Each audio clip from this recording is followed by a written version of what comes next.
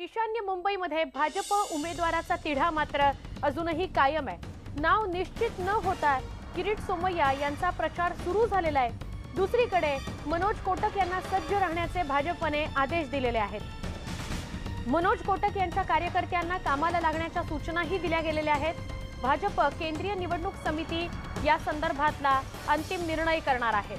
अधिक जाणून घेऊया आमचे प्रतिनिधी विवेक कुलकर्णी यांच्याकडून।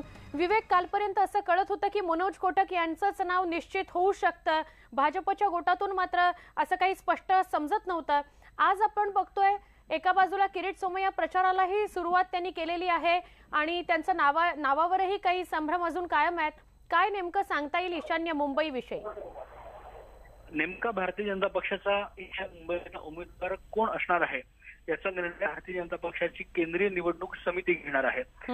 या निवड समितीकडे राज्यातून 2 नावं गेली। सुरुवातीला खरं तर किरीट सोमय्या यांचंच नाव होतं, पण अधिकचं एक नाव केंद्रीय नेतृत्वाने मागितल्यानंतर मनोज कोटक यांचं नाव देण्यात आलेलं आहे। किरीट सोमय्या हे गेल्या अनेक दिवसांपासून त्यांचा प्रचार करतायत, लोकांच्या भेटीगाठी घेत आहेत। मग कधी रेल्वे स्टेशन असेल किंवा मग कधी मॉर्निंग वॉक करताना उद्यानामध्ये जाऊन लोकांच्या भेटीगाठी घेणार असतील।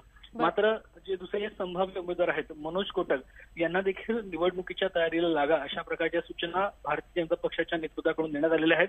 त्यामुळे त्यांनी देखील आपल्या कार्यकर्त्यांना निवडणुकीच्या दाराला लागण्याचे आदेश दिलेले आहेत। अशी तयारी त्यांनी कालपासून देखील करायला केलेली आहे। मात्र अजूनही नेमका उमेदवार कोण याची घोषणा झालेली नाहीये, पण दोन्ही संभाव्य उमेदवार जर आपल्याला उमेदवारी घोषित झाली तर त्याच्या तयारीला आतापासून लागल्याचं दिसतंय।